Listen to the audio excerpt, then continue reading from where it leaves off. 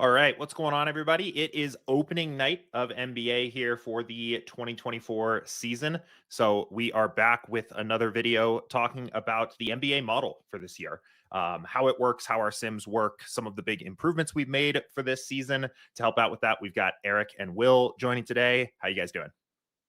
Good. We're good. Awesome. Cool. Well, let's go ahead and get right into it here. I think as a good place to get started, just to set the stage, do either of you guys kind of just want to give like a general overview of how the NBA model works, what some of the main inputs are, like what's going on behind the scenes when somebody opens up SaberSim, looks at the projections for the first time? Yeah, I mean, I can sort of give like a broad overview, and then I think Eric and there's like two main pillars, and Eric and I worked on like the each side of the pillar, so I think we can each dive into like our side a bit more. Sweet. Um, but basically, especially this year, we're a very Vegas heavy model, Mhm. and so we have basically all of the props that are on the board for each of the players, and these are setting up a lot of what our like input rates are, and as those go into the sim. So it's in previous years when we were running an NBA sim, we would have all of our own like projections for these rates. We'd have okay, like what is the percent chance that this player has the ball? When this player has the ball, what is the percent chance they're taking a shot? And so on and so forth for all those things. And this year we're leaning a lot more into Vegas for a lot of those rates. Mhm. So you can intuit or you can solve for what the probability the player has the ball based on, okay, well, if they have this many, this is their points prop, and this is their teammates' points prop, and you can sort of intuit out, all of the different rates that we use. And so we've made a pretty big switch into using those in the NBA sim. And so it runs, sorry, yeah, we're using the props as the input now, is like a major switch that we made. And then we've also upgraded our minutes model. So Eric, can you take that over? Yeah. So the minutes model we just like developed internally. Essentially, like the big challenge with minutes in the NBA and like why it's Mhm. important is obviously you have to be on the floor to score fantasy points. Um, so it's important to understand like the types of lineups that are going to be on the floor. And then the other thing is obviously with news, you want to make sure that you're getting the right players playing the right amount of time. And so, yeah, what that looks like is, just looking back at previous games where players have started or come off the Mhm. bench. There's sort of like a positional type adjustment. That's one of the trickier parts of NBA now because the positions are just so intertwined and it's sort of like abstract. But obviously you don't want to put like 5, 7 footers on the floor Mhm. unless you're Minnesota, maybe. But um, that's like a part of the I guess just like the overall uh, model that we worked on this year.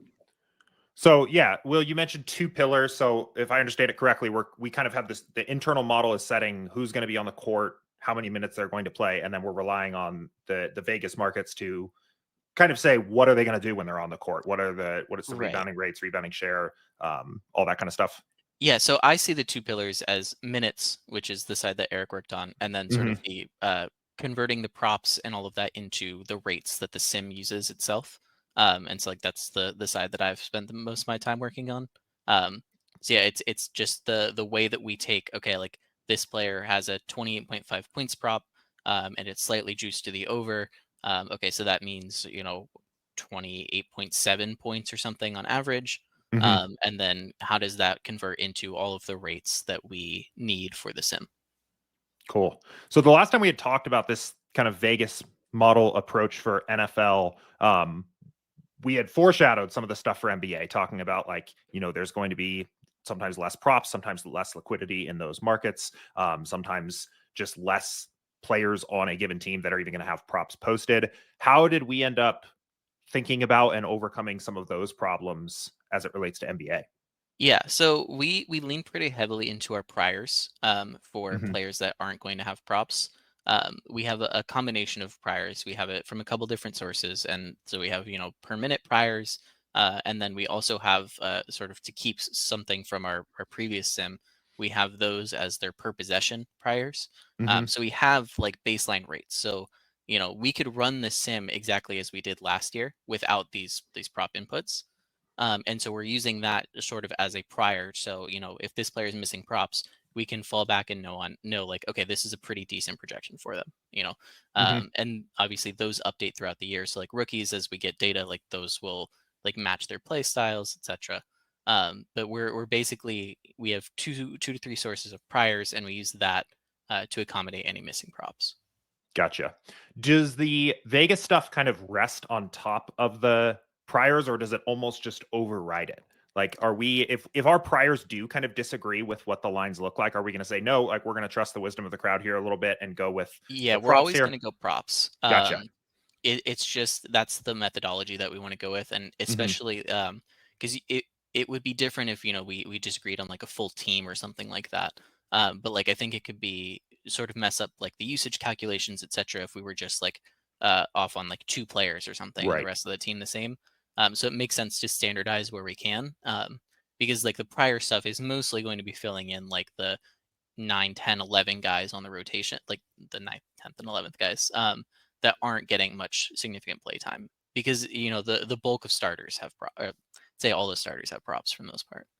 Gotcha. Y- Yeah, and just kind of to add to that, like I was looking through props this morning, and like it's like 8 deep on every team so far in terms of like points, rebounds, assists. Hmm. So I think a lot of what Will is talking about we'll see in the late news, where all of a sudden, like, you know, 20 minutes before lock, someone gets ruled out, and then the books are like scared maybe to put up some of these like uh I guess like lesser known players, or props in the situations that haven't occurred before. Uh, Hmm. but I think the priors do a pretty good job at um, sort of picking up that slack and Yeah, getting I good think inputs. they'll always keep us reasonable Yeah. for those things, and I think that's really with like NBA and breaking news. It's obviously there's a ton of value you can add if you do no ball in those Yeah. situations, and I think the best thing that we can aim for is making sure that those weird cases are reasonable. We have a strong baseline. Okay, like this spot starters up to 25 minutes now from his usual 5 to 10, Hmm. and accordingly, like this is what his stats look like. So I think that's I think a pretty good strong point, but definitely there we don't have the correct answer for For what sure. usage is going to look like in those weird scenarios. I would imagine too, and maybe I'm oversimplifying it, but I figure you could probably do more with less in NBA. Like in NFL, there are some of those kind of more niche props, for lack of a better word, are probably pretty useful, like longest reception kind of stuff, just because what can happen on a given play is so diverse, but the what can really happen on a given possession of NBA, there's really only a handful of things. And like you're gonna start to have a pretty good idea of what's going on with PRA, points, rebounds, Right. assist props. For the top 8 players, I mean that's like a pretty solid image of what at least the market thinks are the means for each player's performance. Right. And I think, I mean, that's sort of what we see with just NBA being more projectable in a Hmm. sense, like than other sports, because it's that nice simplified outcomes. Um, and it's, MLB is similar, but you have potentially like unlimited extra innings. Right. Whereas like NBA, it's just super defined. So I think that obviously makes our job a lot easier with keeping everything good. I did want to ask a little bit more about the minutes model, because that is internal. So, what are some of the things that we're really looking for there? I think two things that really jumped out to me, obviously, is the injuries. Like when we have players that get ruled out, how we're going to navigate that, especially for situations where it is a little tougher, like early in the season, like the first time a big player sits this year, we might know how it looked last year. We're not going to know what it looks like this year necessarily. But also, I'm curious if there's anything else that's going into that, like if we're doing anything, matchup related, or just like the variety of different things we might look at for figuring out what a rotation is going to look like. Yeah, so matchup related at this point, we're not doing, we're not accounting for like, oh, Minnesota again, they like play bigger, so maybe this team will also play bigger. It's nothing like that. A lot of the like purely automated side of it is just what we've seen in the past from a team. And so, of course, like at the start of the year, we're going to be a little bit less confident in some of those projections, I guess. With that said, like we sort of have like that automated side, and then we're also going to be obviously taking a look at the minutes projections, trying to best apply, places where we see that there's just a blind spot in terms of, I don't know, a player or something that like a coach said, like the automated model can't pick up that like, oh, JJ Redick said that Max Christie was going to play more in this next game or something like that. And so for situations like that, we will be going in and making adjustments for things like that. But I mean, really, the advantage of the automated model is in the scenarios where someone gets ruled out close to lock, where we can be like pretty confident we're on the right track, and that we're getting like the right starters, and if a wing is out, then obviously we're putting a wing into the starting lineup, and the like bench wings, they're going to be the most impacted by that. So stuff like that where we're getting close to the right answer very quickly, which I think is like that's sort of paramount in NBA, just with how the news works. Gotcha. What are some of the things that we found that we were getting wrong often last year that you guys are the most excited to see how we improve upon for this year?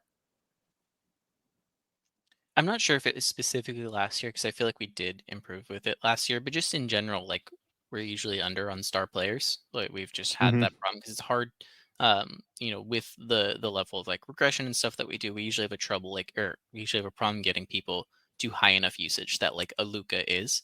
And I think that this approach is going to be a lot. This approach isn't going to have that issue because it's just going to calculate it from the props and say, okay, yeah, it's 37% or whatever.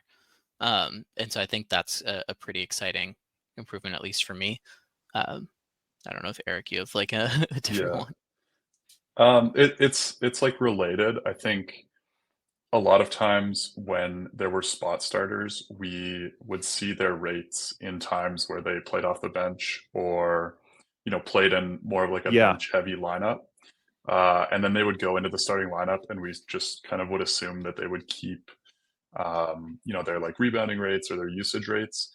And I think anecdotally, and this is like in the data as well, but guys like that tend to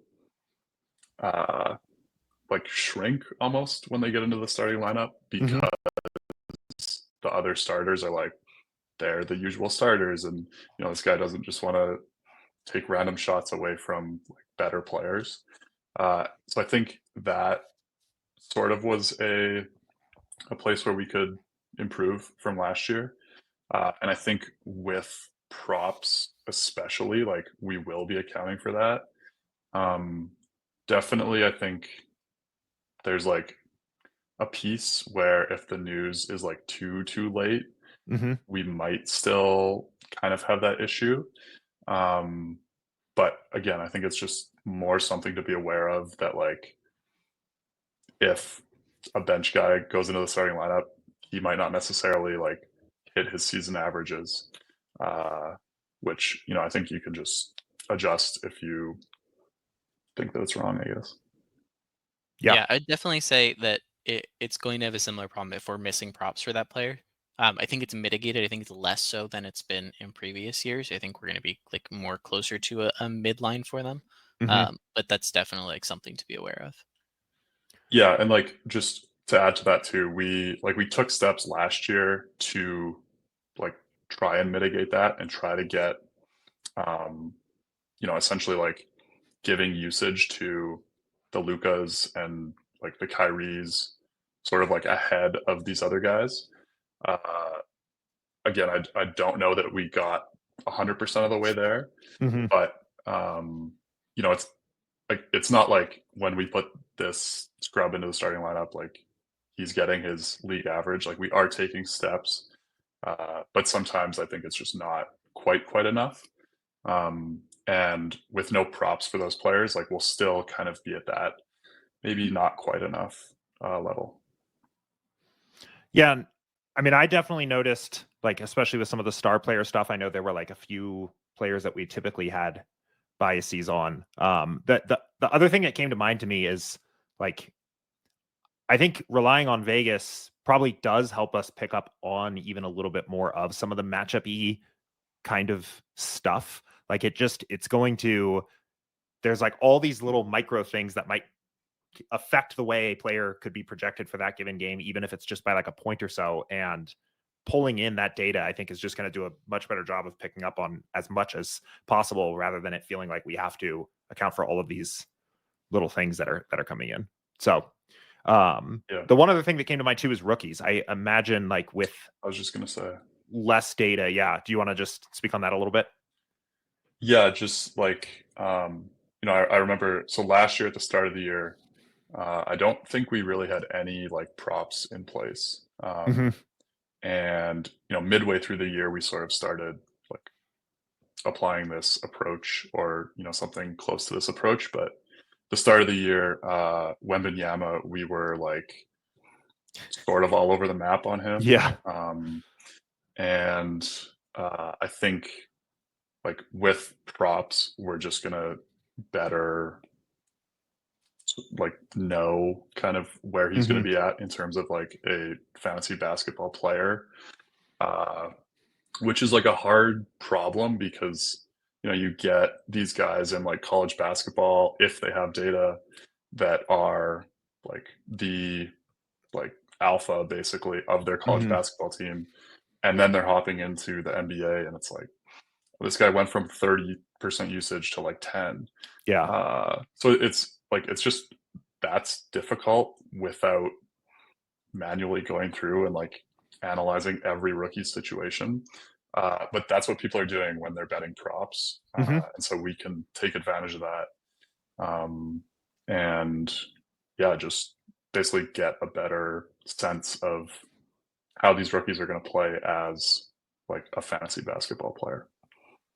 Yeah, I also want to add, I think that we have better priors for rookies this year, just with the way that we set up the prop script to fall back to sort of the permanent and per possession priors. Yeah.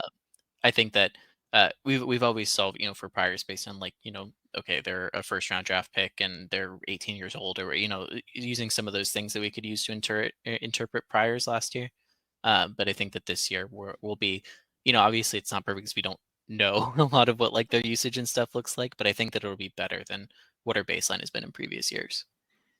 And I think one of the most valuable parts about this, and I mentioned it in the NFL video we did as well, is like the especially the closing props are going to be pretty good. Not to say they can't be beaten, but they're going to be good.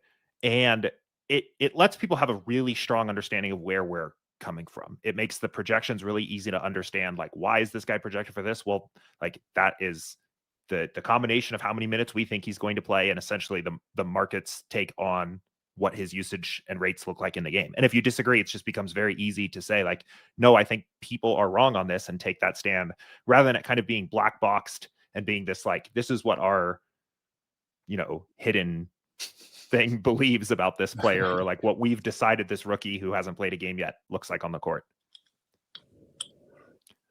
I think one thing that would be kind of interesting to go through is basically to just step through like, I guess like a 12-hour-ish period from when the projections would show up to lock to post lock news so we can like kind of explain what people are looking at different parts of the day and how certain pieces of news start to be incorporated. So I guess first of all, I know last year a lot of times we would have this very initial projection run that often popped up like the night before or sometimes overnight. Is that still the plan? Like our first kind of wave of projections will show up then, or like when's the first time somebody would actually see projections in the app?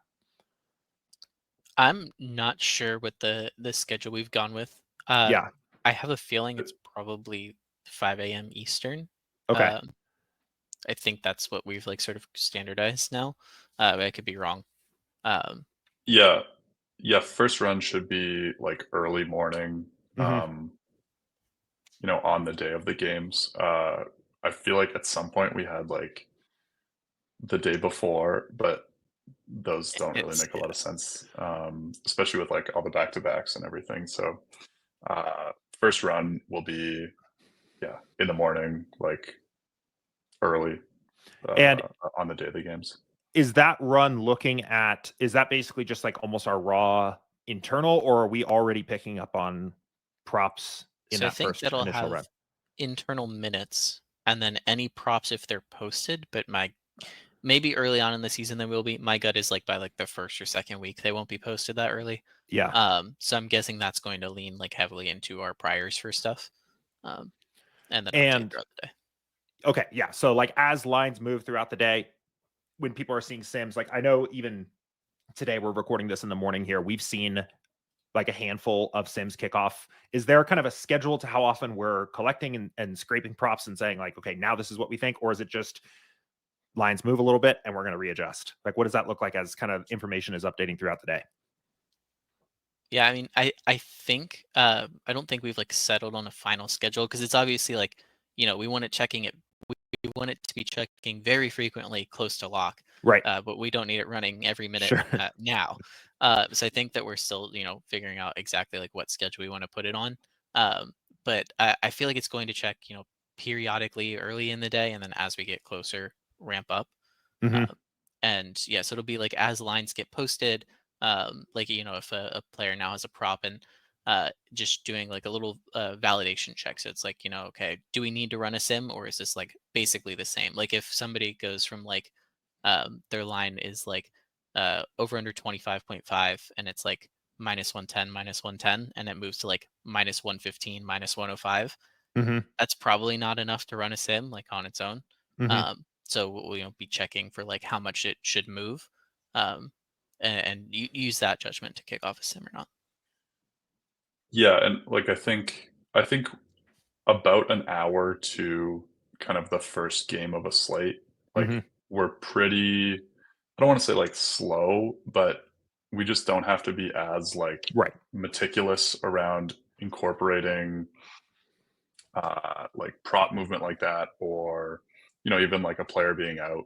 We might wait 15 minutes to run a sim if the game is in 7 hours or whatever. Hmm. But once we kind of get into that like crunch time window, then like we sort of will have like incorporated all of the props. They'll be all up to date to that point. And from then on, it's more so just like the player news, um, as opposed to like, oh, this prop is just moving a ton. We'll obviously Hmm. still run a sim if that happens, but I think a lot of that prop movement happens before that, uh, unless there's news, obviously, which yeah, we're gonna pick up on and run a sim.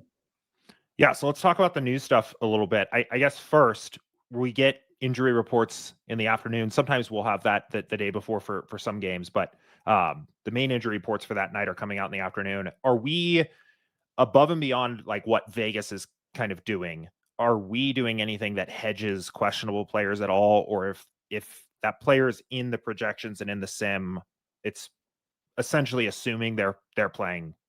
Yeah, I mean, I'm assuming because I can't think of a time that like Vegas would like their median of if they're playing isn't going to shift. So I don't think Vegas is like having the line if they're 50-50 to play. Yeah. So I think that if they're in the sim, we're assuming they're playing. Uh, Maybe not like normal. Like we could be like the prop line could be accounting for them playing. Coach says they're going to play 20 minutes or something. Hmm. Um, but it's definitely going to assume that they're playing and not that there's like sometimes that they're not. Right. Yeah, I was just thinking like, I don't know, maybe they have like a limited potential or like less effective in their kind of the way that the market's reacting, but that might not be a real factor.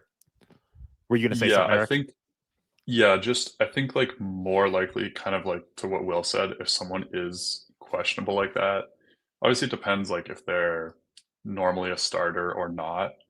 But like for the starters, I guess like if a book hangs a line on LeBron James points and he's Hmm. questionable, like he's for the most part, he's either gonna play and be like full go, or he's not gonna play and the prop will just be void. Hmm. So like I don't know. I'll like have to kind of see what they're doing with questionable players. My thought would be they're, especially for like big questionables like that, Hmm. they're just not gonna hang lines. Probably, yeah. And like, even for the other players on the team then Right. as That's the well, big like one. obviously that's the impact. And so for that, we'll mostly just be relying on our internal stuff Hmm. uh, until there's sort of some kind of news on if he's in or out. And then, you know, props are posted, we'll pull those in. But yeah. So yeah, let's talk about that then. So using the LeBron example, let's say we're heading into the slate, he's questionable, and we get the news, we get the confirmed starting lineup, and assume there's like, let's say there's 30 minutes before lock, like it's not like fire drill type situation. What will people kind of see in the sim from there? Like I would imagine like there's kind of first like maybe some like LeBron needs to get out of the sim that runs, and then presumably as we start to get more information about what the market thinks about this game now, that's updating. But like, what does that kind of look like when the news first hits? Yes, I mean, like, we definitely don't want, we've had like a problem with like yo-yo sims before, Yeah. where it's like, okay, he's out and then this changes and it moves back and forth. So we're definitely trying to limit the impact of that Hmm. this year.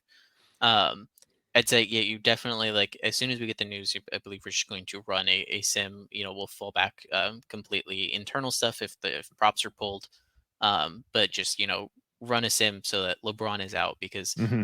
it could be a fire drill type. Like Right. Right. yeah. So it's we want to just get that so we have the most accurate information.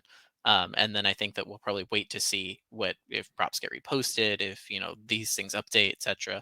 And then that will kick off the next sim to make sure that it's a better baseline. But I think we definitely don't want to get into a yo-yo type situation. Right. That makes sense. Eric, you had mentioned too, like, especially when we were talking about matchups before and just some of the other things that maybe the internal won't pick up on perfectly, a manual review kind of process. What are you looking at there, and what are the kinds of things that maybe would catch your eye of like, I'm going to keep an eye on this situation? What does that process look like? Yeah, I mean, I think a lot of it is just kind of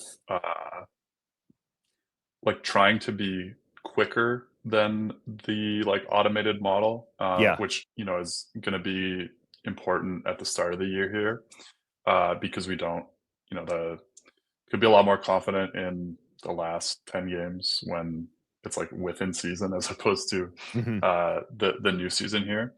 Um, but yeah, there's just like I think there's just going to be situations where the automated model isn't going to be able to look back at like, oh, LeBron and AD were out this game, and like this guy played a lot in LeBron's spot, but for this game, it's like only LeBron is out. Hmm. It just can't. There's like nuance that it misses Hmm. that I think like we can pick up on and sort of like recognize that pattern. Which it might only be like a 2 game sample or something like that. Hmm. So again, it's hard for something automated to like pick up on that and be confident that like the 2 game sample is correct. But yeah, it'll mostly just be looking for like patterns that the automated model is missing, and then picking up on just like quicker, like, oh, the rotation changed. This guy's now just like completely out. Hmm. You know, he hasn't played the last 2 games, and this other guy has stepped up in his spot. We likely will be a little bit more conservative with like, well, you know, maybe this guy gets 5 minutes and this guy gets 15, as opposed to it might just be like the second guy should just get 20. Yeah. So just, you know, situations like that where there's kind of been like a material change in how a player is being used. That's kind of going to be the stuff that we're looking for in the manual review. And it sounds like a little more focused on tweaks to the minutes rather than underlying rates. That's like kind of probably mostly what we're looking into there. Yeah, for sure. Again, it's just like that's really the easiest, or not the easiest, but like we want to make sure that the right players are on the court for the right amount of time. Yeah. We're like pretty confident in the priors and in the props and everything. But minutes, it's like if you're 5 minutes off on a player, like that can be 5 fantasy points, which like that can be the difference between 100% of a guy and like 20%. So just yeah, it's important to like get that right and dial that in, as opposed to like the rates, which there just isn't that like we won't be that far off on the rates to, you know, have a player 5 points too high. As opposed to minutes, it's kind of like Right. Yeah, I'd say minutes is like definitely the most impactful lever um, for DFS lineups, which is what we care about. So Hmm. Yeah, that makes sense. How do we kind of incorporate data as the season gets going? Like right now, obviously we have nothing. I assume like some of the first games that get played are pretty valuable in terms of like, oh, this team's actually going to do this, but also it's only, you know, been a handful of games early in the season. Like, what does the process look like for the way we incorporate that? What's coming in for the 2024 season? So from a priors perspective, I'm going to tell you something I've never said before. All My right. decay rates and my initial regression values. Okay. It's the same stuff that I've worked on for almost every model and for a while now. Yeah. That's updating our priors as the season goes along. So as we get more data, we're looking at, okay, we're going to decay at this amount, we're going to regress at this amount, and that's going to incorporate what our priors are. And so Hmm. those will update after every game for every player. And so as the season goes along, they'll get more accurate with their role, their playing time, etc. Um, and then like Eric can talk more about the minutes as well, because I think that is also incorporating some of that. yeah. So I mean, the minutes, it is just a mix of like what a player did last year, and then Hmm. you know, obviously we're just giving more weight to like the current season. So like the first 2 games will wipe out a bunch of data in like February from last year, Yeah, essentially. that's cool. That all of a sudden, like, it's like, well, you know, we have 2 games with like this new head coach or whatever it is. We probably don't need to be looking back at February from last Yeah. year. So I mean, it's essentially just like a like back tested, uh, you know, model on how much to wait, like the current season, the last season, you know, how far away a game was, and that's kind of informing our initial minutes Yeah. for a player. Is that consistent across like all players and teams, or do we like the Timberwolves make a big trade? Are we like a little bit less willing to trust how they looked with Towns on the roster last year because he's now not on the roster, or do we kind of just assume that last year is as valuable for everybody until we start getting new information for this season? Yeah, so like that's another thing that we're kind of trying to catch in like the manual review to Yeah. start. Because I mean, I think at least like Randall with Gobert and then Naz Reid off the bench is different than like Yeah. Towns, Gobert, and then Naz Reid. And so yeah, again, that's something that we'll catch in the manual review of like, oh, Randall played 33 minutes as a starter. Hmm. like with the Knicks? Does that drop a little bit? Like, what does that kind of look like with Minnesota? And that's something that I think it is like a case by case basis of Right. how that's going to impact it. And so we've just kind of left that to the manual review portion. Yeah, and I realize I asked that question probably in a confusing way. We're obviously aware of who is on the teams and assigning minutes accordingly and the usage accordingly. I just think like the idea of like I mostly was asking just like about like decay rates as kind of like how that information changes or how valuable we think past season information is. But that's kind of a Yeah, tangent anyway. Yeah, I mean, I think ideally you kind of would have like almost like fast regress teams where Yeah. like I don't know, the Lakers like didn't change that much from last year to this year in terms of their starters, and so we might be more reliant. It is kind of just a one size fits all, and then Right. Our like fast regress is just the review that we're doing and the adjustments that we're making manually. Any changes to ownership and field lineups and things like that for this year, or how are you guys feeling about that side of things overall? Yeah, so no like official changes. I think with the prop stuff, kind of what we've seen when we've applied it to other sports is our ownership has gotten better when like the props are parts of the projections and then the projections are going into the ownership model that's like building the field lineups. So I guess from that perspective, like I think our ownership and our field lineups will be better, but the process itself hasn't changed. Which maybe is a little bit confusing, but Yeah. nothing like too big in terms of ownership. Cool. Overall, I am pretty excited about this season. I think like even just the opening night projections like definitely look pretty good. Obviously, 2 games early on, it's like I think pretty easy to do a pretty Please good don't job talk putting. about tomorrow. Yeah. Yes, tomorrow will be a fun one. I am curious, like just how you guys are feeling about where the model is at overall. It sounds like you've put a ton of work into it here this fall and summer. I'm pretty excited. Things like look good. I'm really excited to just like see how the season starts. But like, how are you feeling heading into the season?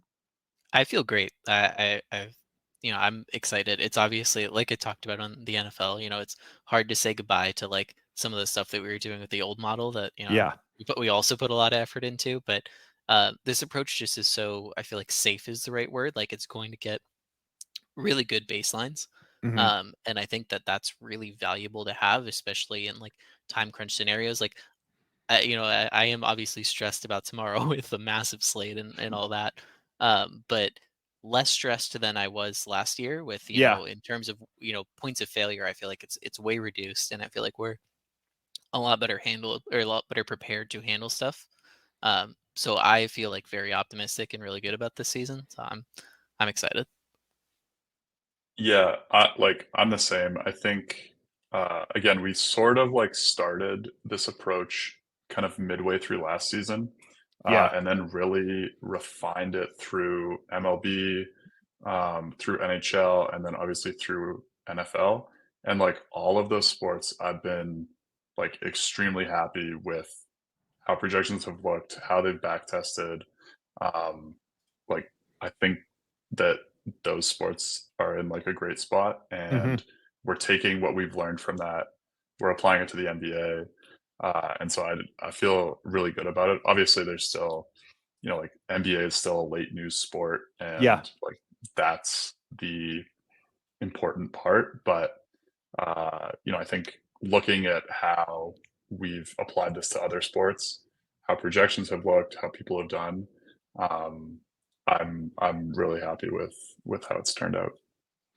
Yeah. One thing too that I had heard mentioned by Jay Fresh, who won the Millie with the Saber logo for the Bills and Dolphins game. Slightly unrelated to NBA, but I promise you it's related.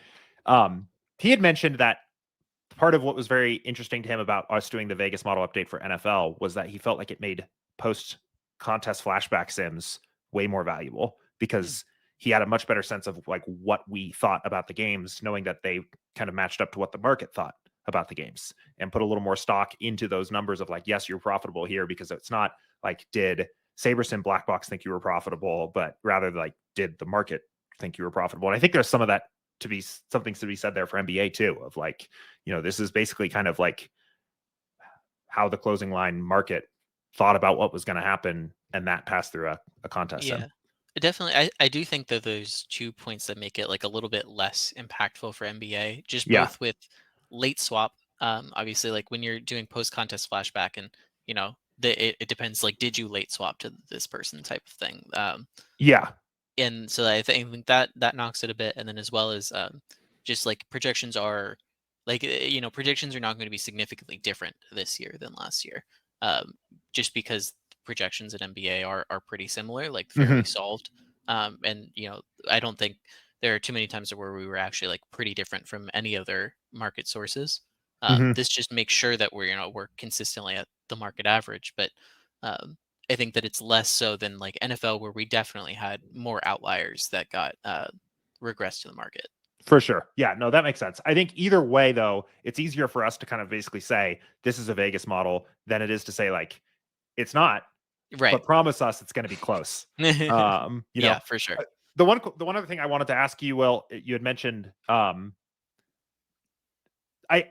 feel like the internal model, kind of based on our priors, probably still ends up getting some time to shine this year in the situations where we just don't get props back from breaking news. Did I understand that correctly? Like if Giannis gets like scratched, we were not expecting it at all. The books weren't expecting it. Like he's gone. The props just never come back. We're going to kind of rely on the internal model plus the manual review stuff that Eric was talking about to get it done for that game. Right. Yeah. And I think that, so yeah, that's definitely going to use like for the rates themselves, it's going to use our priors. But it is a bit different than last year in terms of like the minutes, because of Eric's work on the minutes model. It's going to handle like that minutes getting redistributed a lot better, which is obviously, I think that's the more impactful side of, especially when it comes to DFS. It's just more important to get those minutes right than it is to get the rates right. Right. Were you going to say something, Eric? Oh, well. Oh, okay. Okay. Cool. I saw your mic unmute, and I was like, "Oh, yeah, he's cooking something up over there." Cool. I think one of the last questions I wanted to ask here, and I think we've leaked some of these throughout the video here and there. But for people that want to spend a little bit of extra time diving into certain situations, maybe tweak a couple projections, do a little bit of research, where are the kinds of spots that you think that time is best spent if somebody has maybe a half hour or so before lock? Yes, I think you know, Matt's touched on this in all of these videos that I've done, which is if you're going to bet a prop, then it makes sense to boost the player. Like if you just think, you know, our like our player lines are the market lines. So if you disagree with the market, then change that. I think that's, you know, that touches on what you said about like it not being a black box or that just being Vegas. You know, it's like, okay, I disagree with Vegas, so I'm going to do this. And I think the other one is like we've touched on, which is just in weird scenarios, we're going to be a pretty like decent baseline. But you know, if you like have seen beat reporters talking about it, or you know, especially if it's something where props haven't been posted, definitely add value there where you think you have it. Yeah, I'll echo like the uncertain scenario type situations. I think those are really the places that you can add value, and you can, you know, do research on. Maybe it's like when this guy goes into the starting lineup, where does the usage go, or like something like that. Yeah, I would say probably that. Yeah. Cool. I know NBA kind of has the luck of being like the last major sport to kick off, at least up until like baseball in the spring. So it always feels like we have a little bit more time to continue to work on it throughout the season. Whereas like something like NFL, a lot of times it's like, well, what's next for NFL? Well, NBA is next for NFL.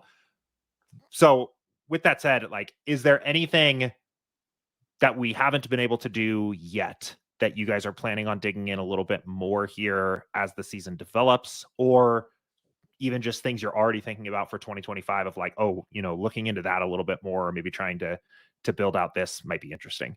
Yeah, I think for me, one project, I'm not sure if this will get, tabled for other priorities or not, but is working on like the way that we hit the prop targets in the sim. So Yeah, like I've talked about like that, the converting of the rates and stuff like that. It definitely like I feel good about it. It's in a good spot, but there's still like more tweaks that I want to make. And if we're going to spend that time on NBA, I'll probably go in there and do that. And the goal of that is just to make the like get those rates quicker and get them to the right spot faster. And so I think that's my main outstanding thing that I want to do. Um, but like all in all, I feel like it's one of like the most complete models that we have. Like that's it's just a awesome. really really good feeling to have. So Is that I just want to ask a quick follow-up question there. So when you say that, like, do you mean if we're like a guy's supposed to have 9.5 rebounds or something on average, that we're like getting to that number with like faster? I was just like a little yeah, so confused on just kind like of what that means. in the way that like when the sim's running and taking in those input rates, it's just about making sure. So like we've set it to he's going to get 25% of rebounds or Sure. something like that. And then say we're observing in the sim and he's getting 7 rebounds and his target's 9. Gotcha. There's adjustments that we need to make in the sim in order to like reflect that there's something that's not working between the input rates and the outputs. And so Got those it. are Got it. that's there's just some inefficiency there, and I think we've done a good job to make it get there. And like it's obviously like it's never going to be, I think, 7 and 9, like something that dramatic, Sure. but there's still just like as a perfectionist, I want to like I'd like to get it perfect like right from the start and figure out exactly how to, so that way we can just get the full sims there. Gotcha. Eric, did you have anything that is on your NBA to-do list? I think like so with the automated minutes, we in theory we can have like scenarios of this Yeah. player is questionable. Uh, so like what do the minutes look like when this player's out? Which I think would be really beneficial for when there's news in the late games and you're like, Yeah. I kind of want to keep some swap options open. But as of right now, we don't have a way to sort of have like, oh, in 50% of the sims, LeBron is out and the minutes are this, and in the other 50%, LeBron is in and minutes are this. We don't have a way to do that right now. We're like, I think we're getting there Hmm. with the automated minutes and some other improvements. So I think like that would be kind of my main. I think it would be the biggest like move to the user is just like Hmm. having not having to do like to consider all of that by yourself, whether you're using a group or just like boosting a $4,000 player a bunch because like, oh, he might be the best value of the slate like when it hits 8 p.m. Hmm. So I think that would be like super valuable. Yeah, that But sounds awesome. Yeah, I mean, both of those things, like, I mean, Will, what you mentioned, like, if our sims are picking up, if I understood what you were saying correctly, like, we get to the correct output on the sims faster, which would like Right. literally make us quicker to more accurate projections when news breaks. Yep. And then Eric, like, potentially having a stronger, you would have set your portfolio of lineups up for more success to capitalize on news if it were to break the right way with that. That seems like a very good 1-2 punch there of like the biggest edge in basketball. Yeah. Awesome. yeah, no, it'd be pretty sweet, but we'll see. Cool. No promises there, but I'm looking forward to it if we have the time. So cool. Any other final thoughts? Anything we didn't get to? Anything that you guys had wanted to mention that we didn't get to talk about? I don't think so. I think like the only, and this is more of like an NBA thing, I Hmm. guess, is just like the way that the game was officiated last year really changed at one point. Yeah. And I think it'll be interesting to see which NBA we get early season, just because like I don't know, the refs started letting people play defense, and obviously that like has an impact on DFS and stuff like game stacks and things like that. That's more of again like a actual NBA thing that I'm interested in seeing what happens. But yeah, My stance was much more much less serious. I was just gonna say boost all the Lakers by 15 points because the Lakers are going undefeated this year. Wow. Are you a Lakers fan? I didn't even realize. I'm from LA. Wow. Disappointed to hear that. I am curious, real quick, Eric, if you have like a take on that officiating thing based on what you've seen in some of the opening numbers. Like, do you think I guess a better question, do you think the market has a take on that, or nobody knows? It looks like the market is assuming that the end of season stays like that is the new NBA as opposed to some of the like 240 totals or like 245 totals that we were getting early last year. It seems like that's like I think the market expectation is kind of like tempered from that, but it's definitely incorporating a lot more of like the late season reffing as opposed to assuming that like, oh, the start of the season is just going to be like 300 points in every game like it was last year. Like, so cool. But yeah, I don't know. I think it's interesting to find like shifts like that. And yeah. And it's like a good example too of like another, I guess it's kind of a macro trend that we in theory will be faster to. Like, not to say that's the kind of thing that we just like would have been completely unaware of last year. Like, I'm sure we had ways of thinking about that, but there's just like this nice backstop to that of like all of those kinds of things that can add up over the course of the season. We're just going to be a little bit better on, I think, of just picking up. Definitely. Awesome. Yeah. Cool. Last note from me, I will mention that for opening night here, we reset everyone's 5-day trials on our site, SaberSim.com. So if you've been hanging out with us here, interested in checking out the NBA Sims, if you've tried it before, want to come back, give it another shot, that trial is also for all sports. So if you time it right, you get an NFL Sunday in there, get Thursday Night Football in there. Everyone's trials will reset. So you can come check it out for free for 5 days. Wil, Eric, thanks for hanging on and talking with me here for the past hour or so. And I'm super excited for this season. Yeah, me too. Cool. All right, cool. Thanks.